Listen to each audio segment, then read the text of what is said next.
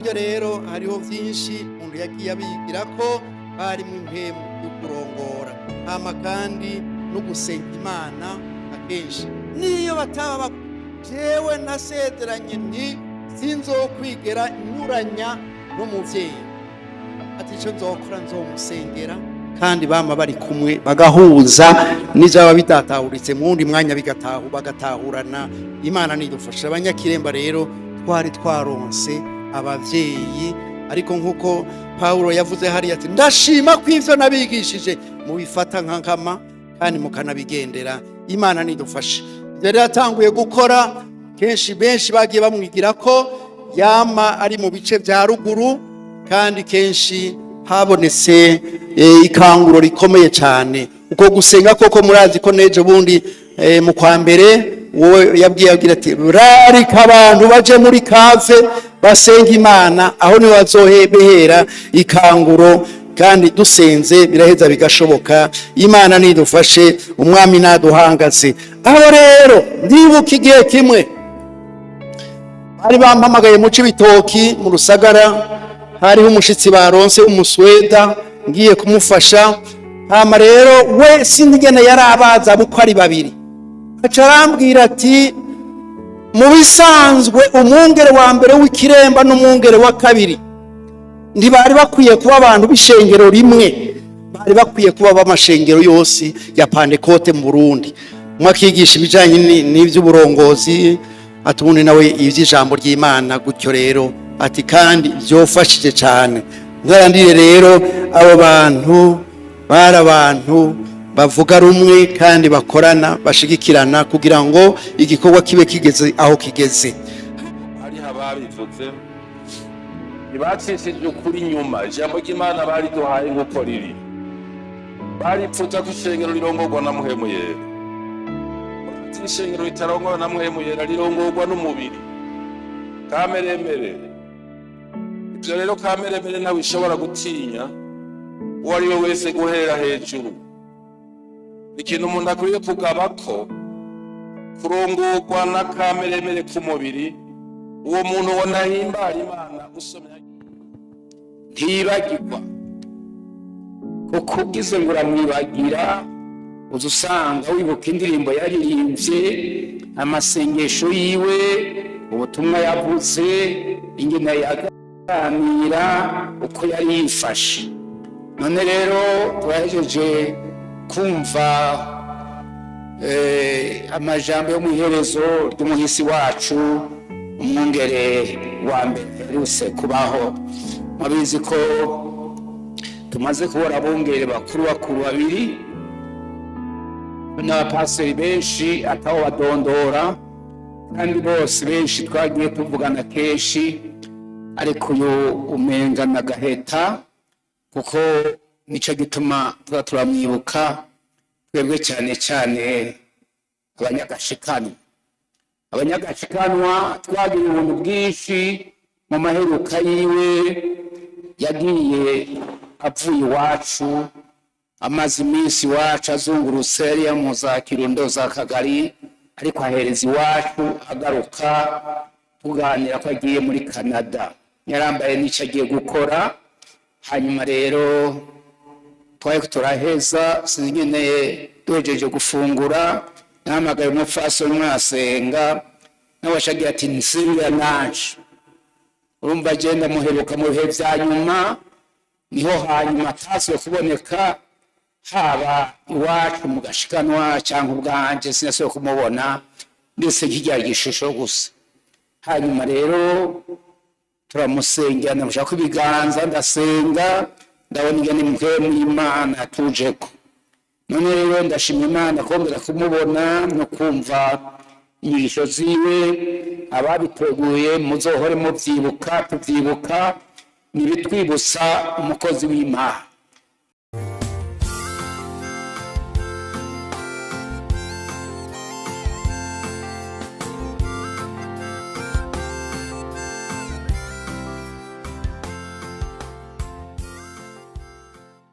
Ese tukumviriza hogira ibi byozana ibi, amaso yacu akaca yuguruka tugatahura kandi nukuri dushize aho ushize mwungere. Ntiyategeka, ntiyatanga amategeko, yarabiducishiramo akatwumvisha, biratwumva ko yavuze ari iry'ukuri. Emu y'ubwenge yari muri bo. Naho kandi atogusiguriye ido n'ido, birindirana igishika, haragera igihe tukabona ati n'ukuri bimwe yavuga vyari ivyo nyene. Yarigeze kubwira uyu mwungere kuko kenshi yaca atubwira nawe, hariho waragiye mu butumwa mu kwiga Bibiliya ahantu, ariko aramubwira ati uyu naho tumurungise nta muhamagaro wo gukorera Imana. Ega yaciye agaruka mu kanya, yagiye biranka acaragwara aragaruka. Uwundi we yararungitswe n'irindi shenge, nuko atarizwe tumurungitse nta muhamagaro yamubonana. Yabibona ate wewe? Kose undi muntu bari bamenyeranye, yamuhemu yamuhishurira. Uwo muntu yagarutse mbere bimeze nabi cyane. Imana nidufashe. Impemu y'ubumenyi n'iyo guhanura yari muri we. Harageze ikindi gihe, hariho umuntu yari yakoze, no muvuga ni Nowa. Yizigama Nowa, ati yarambwiye ngo mbedi gukorera hehe? Yari ya radio, Transworld Radio, imbere yuko garuka ubugira kabiri, acamubwira ngo wedi ngo iyo radio ni ya Alliance, ko simwe ya Alliance, ko bazoguterera hanze di ejo. Nowa yambwira ati ikiringo yamazeyo nta n'umushahara bigeze bamuha, kiretse ko amahera yiguranye bamuguranye ari ati jana yo nyene baramunungika no hanze kugira stage. Agarutse aba intambara muri Liberia ikuraho ivyafasha iyo radio yari Bujumbura. Abi muri Liberia batelefona bi Burundi, yemwe gabanya abakozi. Inama y'Ibujumbura bakoranye bati dukure nde none. Bahereye kuri Nowa. Nowa ati yari yarambwiye none birambaye. Yarasubiyeyo mu nyuma, ariko ico gihe yabonye ati iryo yari yambwiye yaciye rimushika ko abona aragiye. Bakunda inama kandi akarimi kumwe ntibagafata nk'uko nyene. Ndibuka yarinze ashika ngaha mu misiyoni, yaca hera ko akaduhamagaza twese, naho habura umwe akabangira teka fasha kuronka abakozi b'Imana kandi bakarorero kuko bari twamaze kubivuga. Imana nidufasha. Ndibuka uyundi yahanuye wari hanze, yaragwaje mama, yakora ari muri kaminuza ariko ariga. Amarera acagira ati jewe nagomba ndondere mu mpakazi mwiyandikiro ry'ibitabo. Nawe yari umuntu aciye ubwenge cyane, acaramubwira ati di oya genda wiga ahubwo, naho woza naho wogira ngo urahagaritse erega zogenda. Igihe kigeze aragenda. Uwitwa Janso yasubiye kumbwira ati nukuri ivyo nize natumwe nawe, niwe yambwiye ati naho woreka azogenda igihe ciwe kigeze. Muramuzi ni umudokiteri hariya hanze, sinzi aho bigeze ariko ivyo yamavyibuka. Mwami nadufashe. Rero mu nyuma ndi muri Swede, kuri uyu agiye vuba nawe, ngiye kuri we nawe. Igihe twari muri Swede, uwaje kudusengera ngaha cagihe niwe yari yaramwigishije Kongo. Aratubwiye, aratubaza twe na Murerama, mbega nakubarihe? Uyu mwungere agiye yari yandi kunkiko, arihe ubakora ibiki? Tuti numwungere wishengero, numwungere wa kabiri Ikirembo. Ndamubaza kubera iki utubajije ico kibazo? Ngo ndamuza akiri muto, ya mafukama akunda gusenga cyane, kandi abamuzi baramuzi, ivyo yarabigendeye cyane. Muri ubwo buryo rero hariho vyinshi umuntu yagiye abigira ko bari mu impemu yo kurongora, hama kandi no gusenga Imana akenshi. Niyo bataba jewe nasezeranye nti sinzokwigera nyuranya n'umuvyeyi, ati ico nzokora nzomusengera, kandi bama bari kumwe bagahuza n'izaba bidatahuritse mu wundi mwanya bagatahurana. Imana nidufasha. Abanyakiremba rero twari twaronse abavyeyi, ariko nk'uko Pawulo yavuze hariya ati ndashima ko ivyo nabigishije mubifata nka nkama kandi mukanabigendera. Imana nidufashe.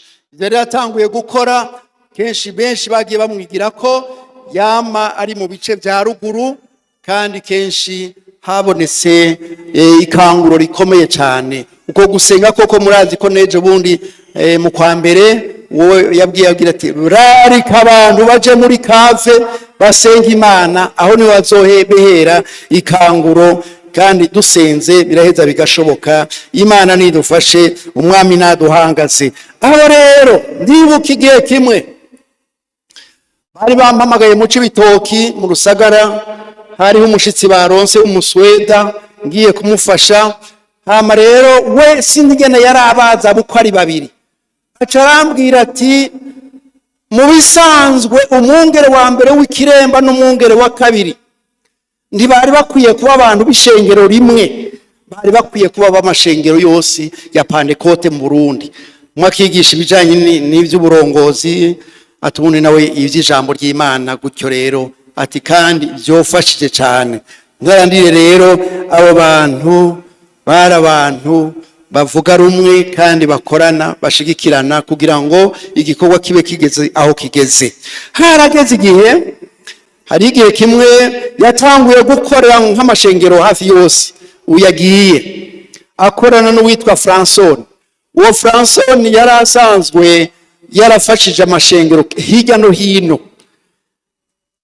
Eliya niwe yandika abasabira haba ikiremba canke ahandi hose yasavye, kandi ivyo yamusaba kenshi yarabikora.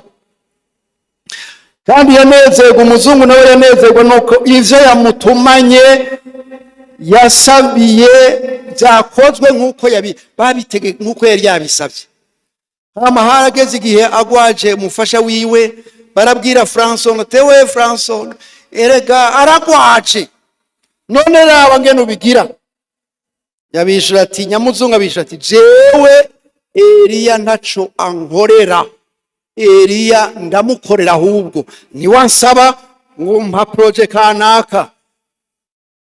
Hama rero uwo muntu igihe kimwe ariko araheraheza ivyo bakorana muri iyo project, aca afata umwanya arungika imodoka nsha.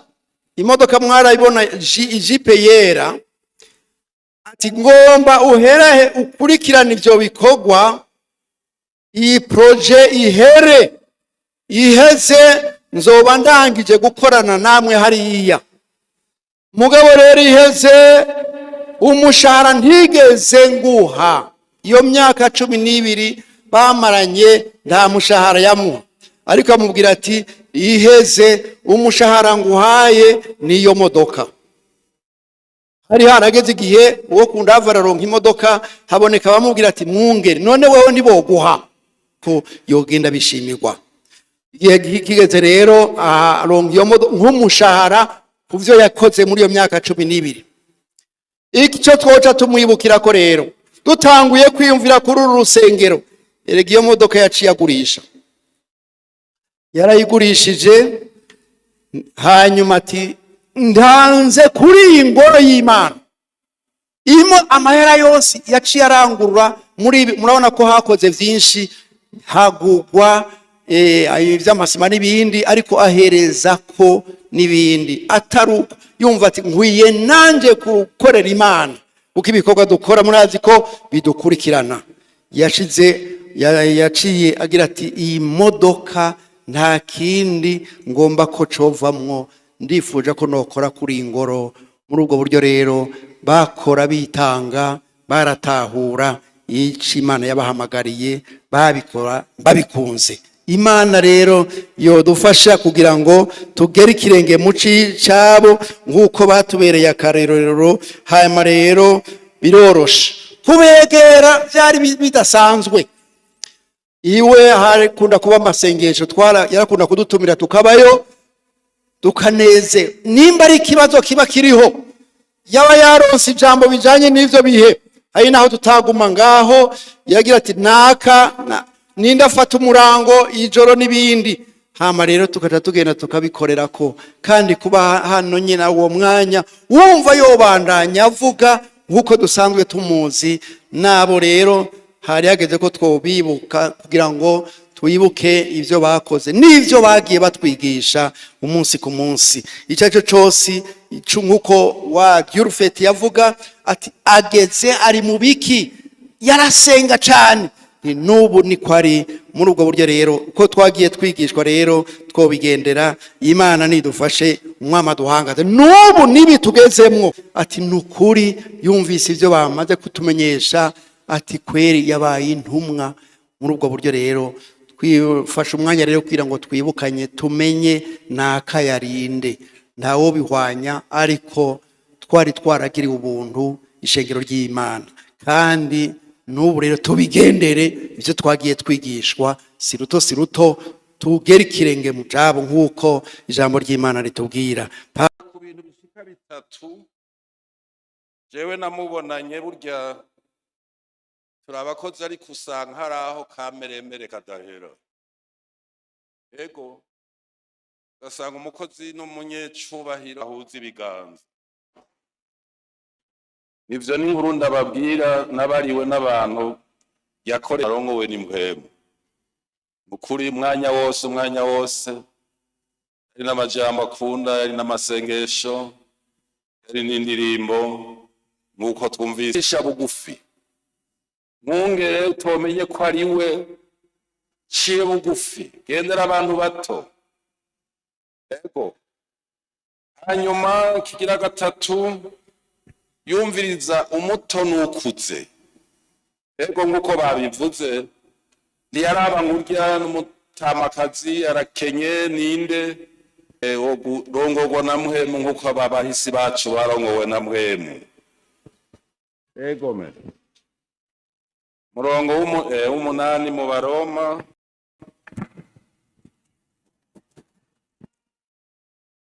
Abaroma 8:14.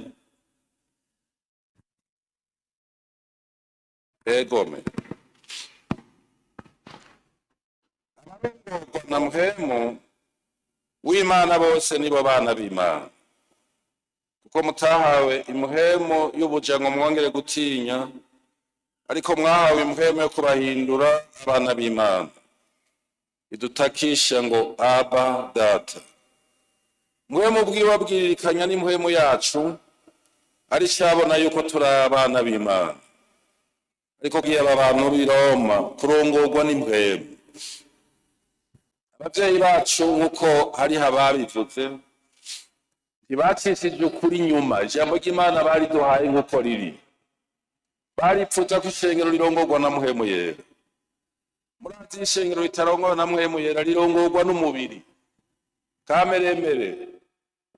Ivyo rero kameremere ntawe ishobora gutinya uwo ari we wese guhera hejuru. Ni ikintu umuntu akwiye kugabako, kurongorwa na kameremere k'umubiri. Uwo muntu ubona himbara Imana usomye harya mu Baroma. Ariko abarongorwa n'impwemu y'Imana bahimbara Imana. Turifurije ishengero ry'ikirema n'ayandi mashengero yacu kurongorwa na mpwemu. N'Imana yodushima. Ego iri ragi ry'abavyeyi bacu niritubeko kabisa. Umuntu akibuka uwamuraze yamurambitse ku biganza, akiyumvira ko bitabaye ivy'imvaho gusa. Ego me kameremere arahita umuntu aho hantu ugasanga yamusohoye, asigaye ari umunyamubiri. Ngo tuvyange ishengero ry'Imana, twifuze kurongorwa na mpwemu nk'uko aba bavyeyi bacu bari bameze. Nanje ndavyifuza, ndabikwifuje nawe. Mpwemu yera kurongore. Yesu nabahezagire. Mwami Yesu turagushimiye uyu munsi mukuru waduhaye, utwemereye kubahana ikiremba ishengero rivyeyi vy'ukuri. Turiko turibuka uko abakozi b'Imana babayeho, ico duha natwe bikazotubako ishengero ry'Imana rikavyipfuza. Iri ragi ridasanzwe ryo kuragwa ijuru, kuba baraganwa na Kristo tuzobibone. urakoze mu mwanya wose usigaye n'ibindi byose biri imbere ubihezagire ni mu izina rya Yesu amen.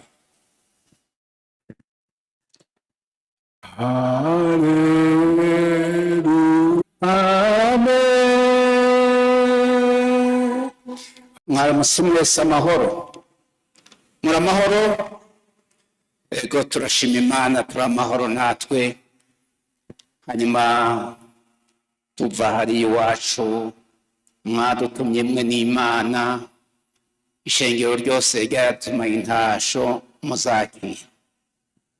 Ego uyu munsi rero nk'uko mubyumvise turashimiye abaduteguriye umunsi wo kwibuka abahisi bacu bagiye barengana.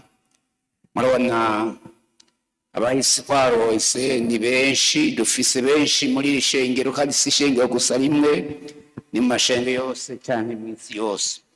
Nagomba rero ntangure nsoma ijambo ry'Imana imbere yuko mvuga ijambo ritoya cyane ariko ritari gito. Zaburi ya 110. Umugororotsi ntibagirwa, kuko ugize ngo uramwibagira uza usanga wibuka indirimbo yaririmbye, amasengesho yiwe, ubutumwa yavuze, ingene yaganira, uko yari yifashe. None rero twahejeje kumva amajambo yo mu iherezo ry'umuhisi wacu, umwungere wa mbere aherutse kubaho. Mubizi ko tumaze kubona abungere bakuru babiri n'abapasiteri benshi ataho badondora, kandi bose benshi twagiye tuvugana kenshi, ariko uyu umenga na gaheta, kuko nico gituma tuba turamwibuka twebwe cyane cyane abanyagashikanwa. Twagira ubuntu bwinshi mu maheruka yiwe, yagiye avuye iwacu, amaze iminsi iwacu azungurutse yari mu za Kirundo, za Kagari, ariko ahereza iwacu agaruka tuganira ko agiye muri Canada, yarambaye n'icyo agiye gukora.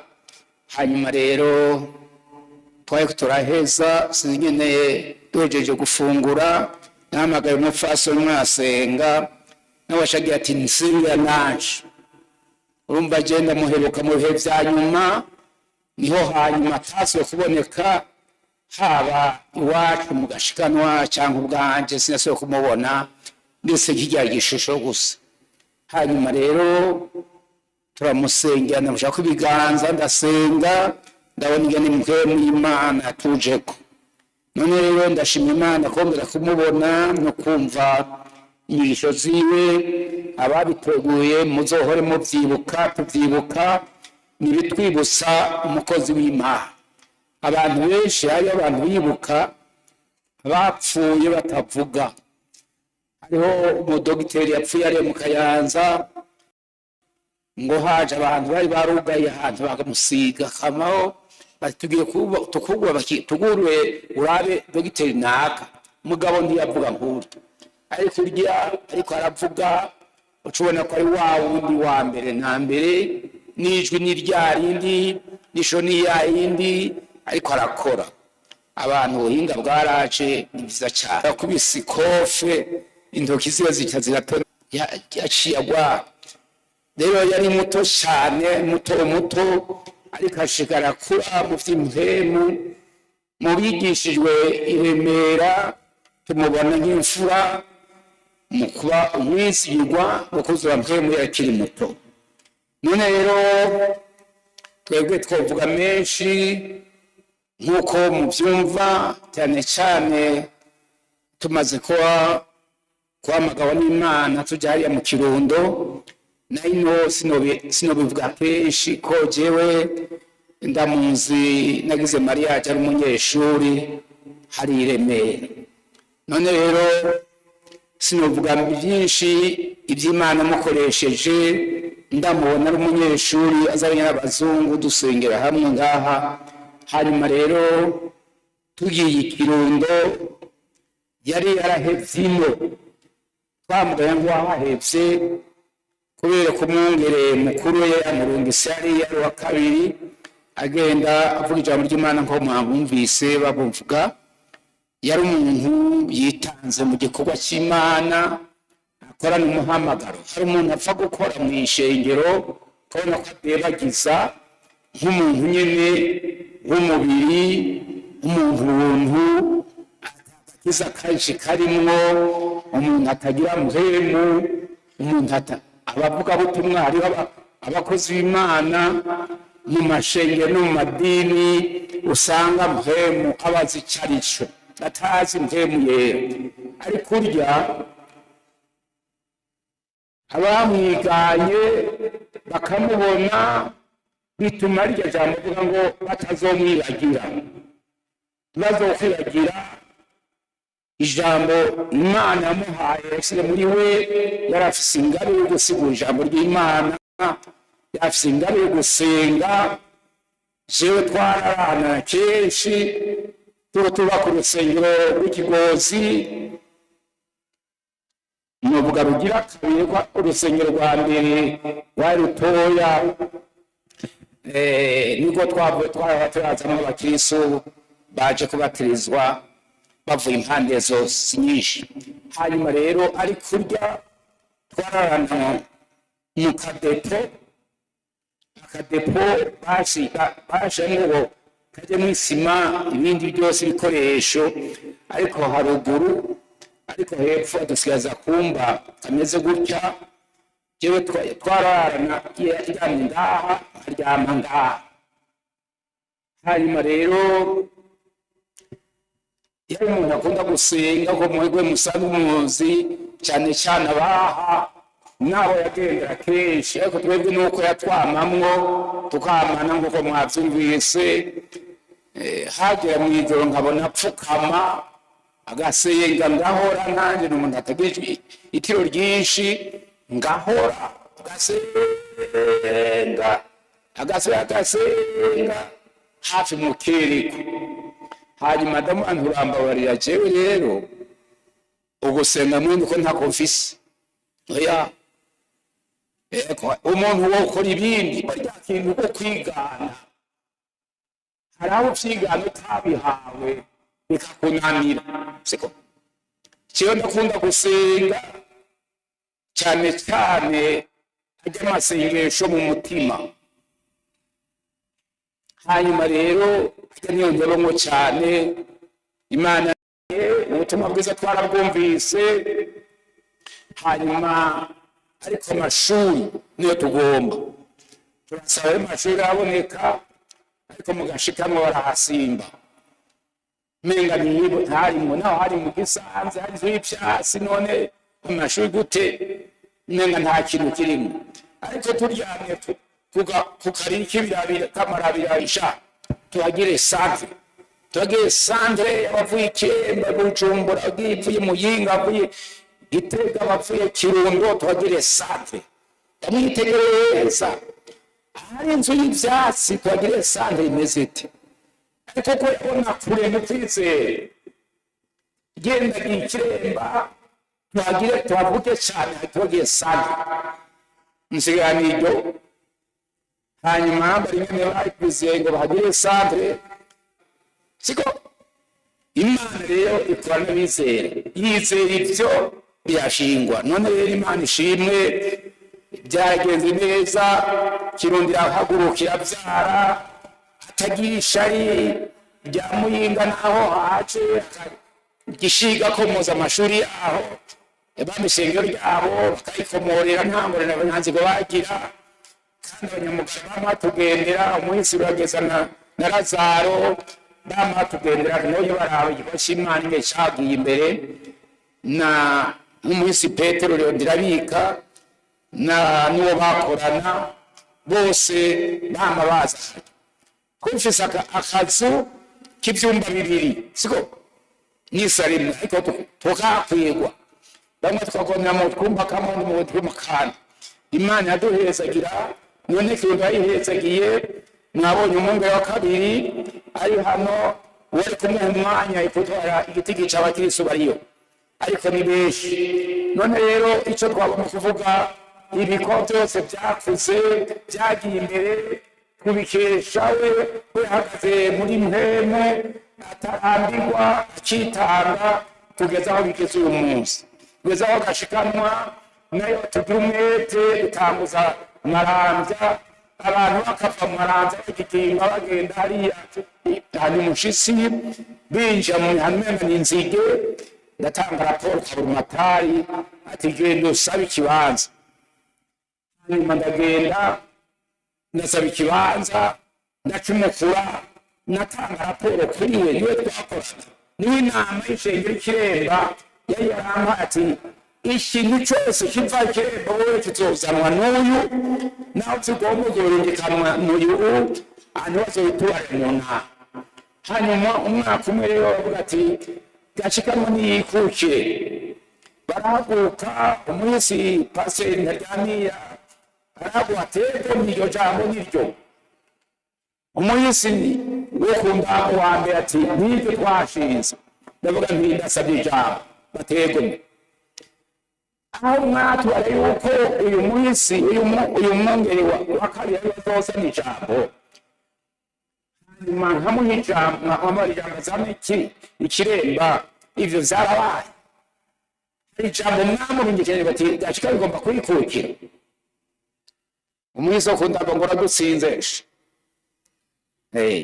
Ko umuntu yumva neza umushinga ntayo atabaza gukora ijambo ati uradutsinze kugeza igihe cyari gifise. Byose nahamira rero ivyo kwikukira oya, narumva mu mutima ko ataragera. Siko hari umuntu w'intarabaganya agira ngo agomba kugira mariage atagira n'inzu, siko afise icumba aja mu cumba mu nzu yo kwa nyina na se, ivyo birabaho. Wumva abaragera buryo ntabaragera niyubaka inzu yiwe. None rero Imana ibahezagiye, turabashimiye mwebwe mwaduhaye umwanya wo kuza kwibuka abahisi bacu twabuze tutanka, twakoranye ibihe birebire maze kuronka Marambya hancokesheje. Uyu ninde mwako datanguza iyi nose ijya iyi imprimeri yakunda cyane byose. Hanyuma rero tumatera tubiri, tumwe duto twa 0.8 tumuzinga gutya ati tuje ku rufenade, tujya ku rufenade watundi tubiri njansabikanya kamwe ngashimushitsi, akandi mugashikanwa, akandi Murumbaga, akandi Marambya. Aho ngiye kugira ngo aho tuyo waturaye gukanda twaciye mu magogo menshi abantu badufasha, maze kubatiza maze gutangura Marambya rero mbatije abantu 82. Ndaza ndasabye rero umupasitori n'abari rero ampaye Charonde pasi abura abakoze ko batinamba none umuntu umurari kanatagira umuhamagaro mba yoroshe. Hanyuma rero baduha rero bashara umwisi w'isoni acaza kudufasha ibikorwa nanya batiza je nyene kenshi ahandi gambe naze nisangiza je gatamira gutya ngongera mpanywa ayo magogo nagende mwisi iyo ntaronsa abanyakirundo bataje byari bingoye. Wisome cyakomeza kudufasha afashanya, none kugeza ubu igikorwa cy'Imana cyarahagaze neza, gihagaze neza. Imana imuri cyo n'aya majambo nagomba kuvuga sinavuga menshi ngo ndabishobore nabidodora zoba byinshi nkikugirwa ngaha novuga ivyiwe zobabarira kenshi. Umwete yarafise wo gusenga, kuvuga ubutumwa bwiza, kuririmba, guhanura, kwerekana ibibanza, ibintu byinshi, umwete wo kubaka insengero no kuzisabira, eka ntaho bidodora. N'ayo majambo nagomba kuvuga Imana ibahezagira. Nagomba rero ncishe ijambo ry'Imana, siko ivyo byose gavyubatswe n'ijambo ry'Imana mpemuye. Nagomba vuga ijambo ry'Imana nsoma ahantu habiri mu majambo make. Nagomba nsoma ijambo ryo Roma 15 ku murongo wa 13. Tuza gusa dusoma n'irindi ryo muri Yohana 14. Mbe ndahagumya mwibanga. Abaroma 15 ku 13 bavuga ngo Imana itanga ivyizigiro, ibuzuza umunezero wose n'amahoro biva ku kwiyaba atariho mba ndabibabwiye, kuko ngiye kubategura hanyu. Kandi ko ngiye kubategura hanyu, nzogaruka kubajana ngo aho ndi namwe abariho muba. Siko? N'aya majambo numvise novuga ko ingene nayumvise Yesu aho yandikishe iryo ry'Iroma, hanyuma Iroma ryandikira avuga ngo umurongo naronse havuga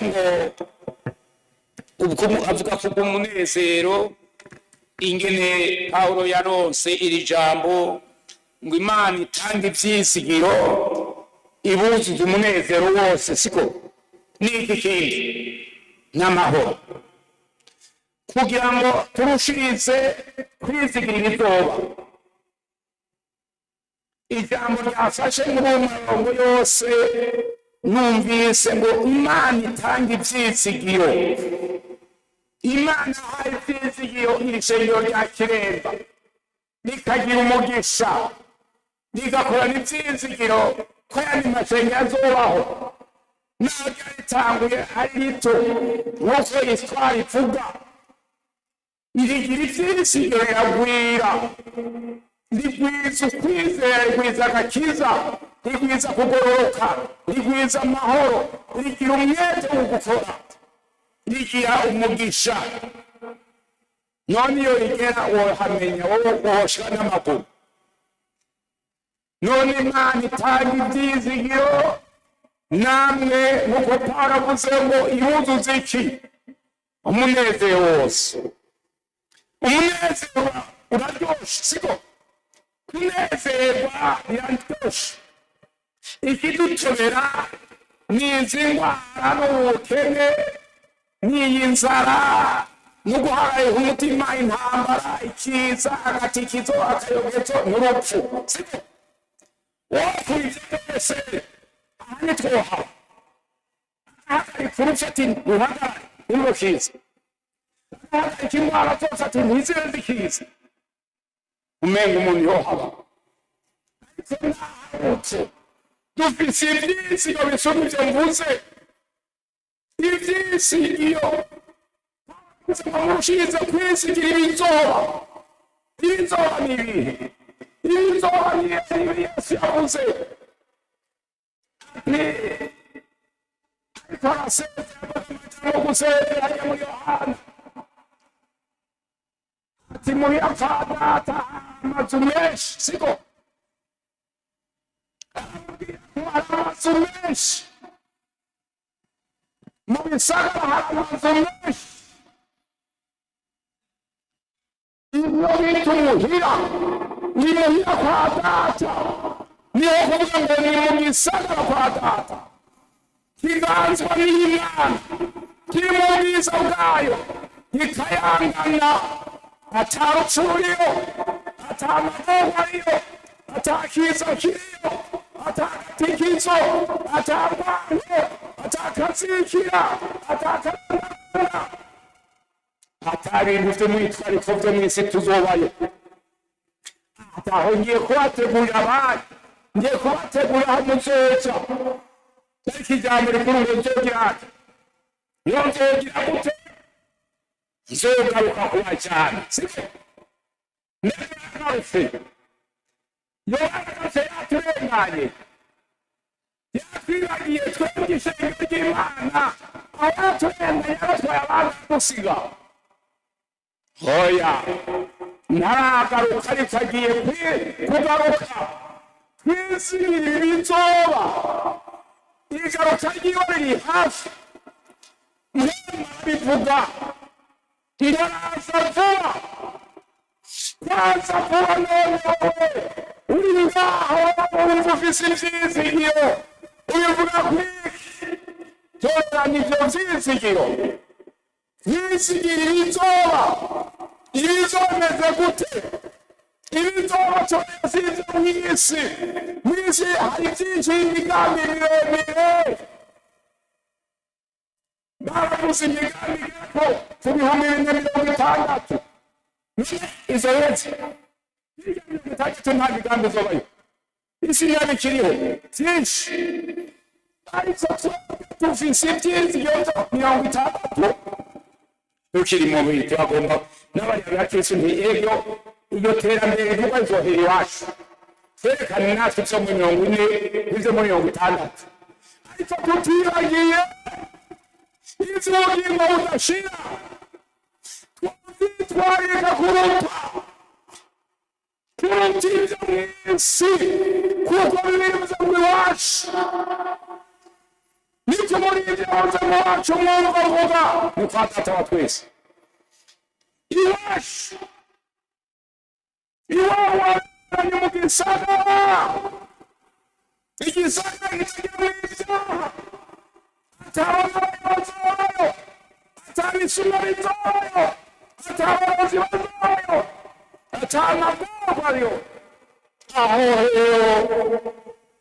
niho umuntu w'Imana akwiye kuzirikirwa mu vyizigiro usomye mu gitabo c'Abaheburayo haravuga ngo ivyizigiro tubivuze ngizirika umutima kigumye siko cija hirya mw'inzu aho yose yatutanguriye amaze guhinduka umuyobozi mukuru mu bwa Melikisedeki nivyo vyizigiro kizirika umunezero kizirike muri Yesu muri twebwe ukumva uvuga wumva nawe uri mw'ijuru biva mu vyizigiro ufise bidacika ivyo vyizigiro usaba Imana bikuzirikiwemo kandi biguma biri muri Yesu azokwega ivyo vyizigiro vyigeze tudani wacu ngomba guheza rero umuntu afise yananiwe n'ivyizigiro agakizwa akanoga cyangwa anoze n'akavyibagira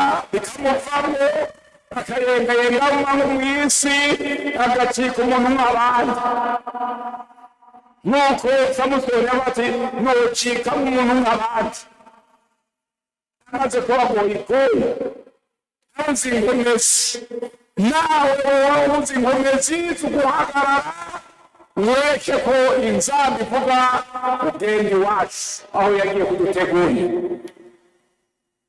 tugomba gukaza umuntu rero amiga tuhezuko niko wese utahamagare wihana n'abana b'ibenzoti umuntu asigura umuntu aririmba akigisha ntahamagara bihana n'abana b'ibenzoti oya umupenteti wese agiye mu rusengero kumenya ko mwarimu cyangwa pasitori batamuhamagara wihana none bajya guhamagara iyo ndaguhamagaye mu izina rya Yesu wihane neza ugororoke neza uzuraho ubugingo budashira uzobameho ukayangana n'Imana uzosa n'Imana tuzokayangana nkayo urupfu ntiruzoshikayo kandi ntiruzorirwa mu yonyonzwa aho hantu hatagira urupfu siko ahantu hatagira ibyago ahantu atamagorwa atangwa wumva gute nta munezero waho ufise yavuze ngo murushize kwizigira ibizuba bizigiye ko tuzova muri uyu mubiri ariko abantu batagira ivyizigiro batihanye neza batashitse igorogota hari icabahungabanije turabahaye kaze gutunganya imitima kugira ngo umuntu w'Imana agire ubwiza agakiza ko kamwegereye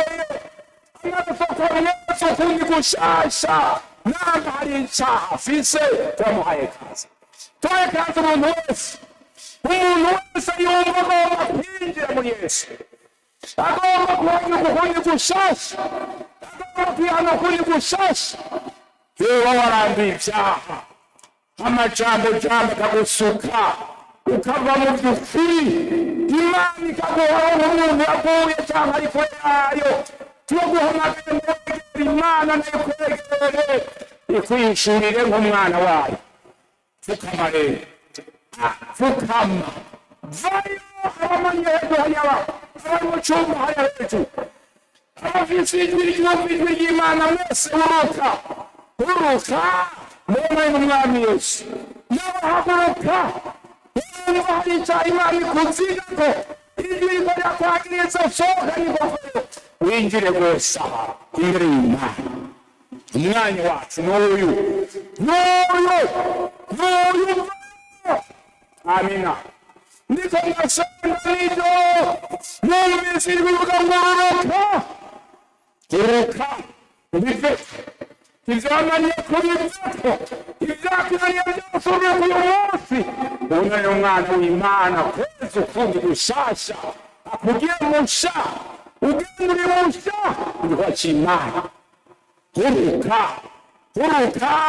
umubonano wawe ni uyu icyo bita odiyanse yawe n'imana nagusuka nk'umuyobera kirashitse pfukama mwese tutazira izina ryera ry'imbabazi izina ridukunda twitwareka izina riharira icyaha cyose ryeza umuntu akera akamutagatifu wa bwana siko ngwino isuzume neza kutazosigara kusigara n'abarusha kutihana kutagira ingabire kwihana neza gukizwa neza niyo kuko bivuga ngo inyezaho ntizigosha uzotama wakuvuza induru kandi warahamagariye kwihana ntiwihane uzoba ugowe inshuti biravuga muri ibyo avuga ngo uzoba ugowe inshuti bagiye dusenge rero siko dusengere abo bagiye kwatura ibyaha byabo umuntu wese yumva mu mutima hari ijwi rimwagiriza icyaha naveyo umwanya ukiriho amina haleluya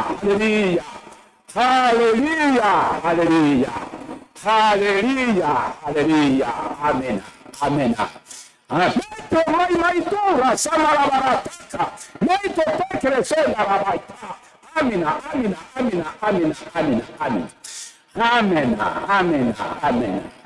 tugomba dusenge yego cyangwa bagwahe ari abantu bagwaye indwara ariko bakumva bizera ko bishoboka ko bakira ariko birashoboka haguruka umwana bitarashoboka ureke ariko umaze kumva ukwizera kududubiza kuzuye haguruka dusenge. Mana turagushimiye, Mana turakunamiye cyane, turaguciriye bugufi, tugushimira ibyo muri Imana igukunda. Mana twitwararike ikatubarara uko bukeye uko bwije. Tugushimiye nyakubahwa ngene wakoranije ishengero ryawe muri uyu munsi mukuru mwiza w'ijambo ryawe. Izina ryawe Yesu mwihabwe icyubahiro. Turagushimiye uyu munsi mwami, twarimo turibuka ababyeyi batubyaje ubutumwa bwiza ariko barangije. Mana turagushimiye, izina ryawe mwihabwe icyubahiro. None ishengero ryawe ryakoranye izina ryawe Yesu mwana w'Imana nzima, ngaba abamaze kumva ijambo ryawe, bigishijwe n'ijambo ryawe, harimo abagore mw'izina rya Yesu, harimo abafite imitwaro atari imwe, ngaba barafatanye munsi y'umusaraba, abandi barahagaze bakuzanye imitwaro yabo. Mana nubatware, nubagirire imbabazi, kuko nicyo gikorwa cyakuzanye mu isi, waje wirukubace gukiza gutonde cyazimiye. Izina ryawe Yesu mwihabwe icyubahiro. Mana turabona uri Imana ikiza. Umuntu yari amaze imyaka 38 hariya ku kidengeri Betesida, Mana umusanzeho bagomba gukira nawe baravuga ngo iyo amaso zitutse sino nk'iyinikira ariko murarenga ikora ikibazo cawe utahe amen uvugisha ijambo iyo uvuze ijambo ryawe mana n'inzira zawe Yesu Kristo abadayimoni barahunga batayimoni hagati w'akaborogo ijambo ryawe ni rizima rifise ububasha kwigisha ijambo ryawe rifise ububasha gukiza muhabwe icubahiro Mana Imana ishoboye byose twarakubonye Imana ukora ibitangaza kandi uno munsi uracabikora abasabyi bawe bahagaze nubagirira imbabazi abafise imitwaro batabaye imitwaro atari imwe Yesu n'ikiyago wakibarengo umwe ikiganza c'Imana kibakoreko bazarandi bagenda bashima Imana urakoze Imana kubakijije urakoze Imana natwe turizeye twavuze mu musenzi muce mwizera ko mubihawe urakoze kubatabaye abafise imitwaro atari imwe turasengera abatashitse hano ngo wizera kuri Imana uyu mwana yatwabahwa ubatabare n'abari mu bitaro ubatabare n'abafise ibyago bitari bimwe ubatabare urakoze turazi kuri Imana yumva kandi turazi Umwami Yesu Kristo ko iyo uvuze byose bikumvira tubisabye mu izina ryawe rya Yesu Kristo Umwami wacu amen. Tugomba gusengera ko mabyeyi muri mwebwe abantu barakizwa barihana ariko birashoboka bakiwe muri mwebwe uyu muntu afise inyota yamwemuye yumva ko ageze kuhabwa reka ubona agenda kwibaruka agenda kwa muganga ashobora n'ukwezi gahera siko ataragera kwibaruka igihe cyose kizogera yibaruka ugomba mpwemuye ageze nahaguruke ati ndumva ko nyoterewe mpwemuye inyota ni nyinshi haguruka ariko turadusengeye abagomba mpwemuye abumva bageze guhabwa mpweme kuko bikuvamwo n'ukumva ko mpwemuye igororwa ukumva uyinyoterewe uhaguruke musenge. Mana yacu nziza yo mw'ijuru turashoboye gushimira ko turi imbere y'inyunga zawe Mana turiko turumva amajambo meza y'ubugingo amajambo adukumbuza ubushobozi wasezeranye kuko wasezera abigishwa warasezeranye mpwemu yera uravuga ngo ikizogira ico kibamarira nuko jewe ngenda nuko ntagenda umwitsa ntazoza ariko nagenda nzomubarungikira waruzi ico azomarira isengero kandi wazora ivyara kandi akarirera kandi akarikuza none rero turasenze nyakubahwa twishuza amasezerano wasezeranye abazosigara mw'isi isi wabaye murwana intambara isi wabaye muri mageragezwa mpwemu yera niwe yakuzigamye abana nawe mu minsi yose yo kubaho nico gituma intambara wazigwanye urazitsinda none rero ishengero hamagaye bitirirwa izina ryawe nibujuze uwo mwemu kugira ngo bashobore kurwanya intambara nziza niyo Pawulo yagwanye arayisezera kandi asezera neza kuko ntibashobora kurwana bari mu mubiri ngo bashobore none wawe kugira ngo abarongore neza n'iminsi yose bagende banesha kugira ngo kuza kwawe mitima y'umuntu imitima y'abantu none turasabye ngo muri iyi minsi zonzuzi zongera zitembe bantu bawe batotare mitima y'abitotare abarusha baruhure abafise ubwoba baremeshwe kugira ngo igihe nicashika nzambikavuga abantu bawe bakwitirirwa bariko barabaho mu minsi bihe bigoye Mana ntihazogira abazosigara ntihazogira abazomaramara ntihazogira abazotetera robotete rotasha romenefe amina nizamaniyavuza n'abazobatari kugira ngo bagusanganire Mwana maze banezerwe maze bahimbagwe n'abamwe bambiwe wabona uwabacumitiwe wemeye kuba umwami wacu Yesu Kristo wemeye kubapfira akararambirwa urakoze rero kuri Imana nziza yivuze mwana turazi kushitsa none umuntu wese ari ngaha yumva igihindutse muri we agira ikimudekesha ko ntemu yera kugira ngo ibi vyizigiro twumvise babigendane mu mitima yabo bonifashwe bazonezerwe urakoze kuvyumvise kandi kubikoze tusavye neza Yesu Kristo wacu.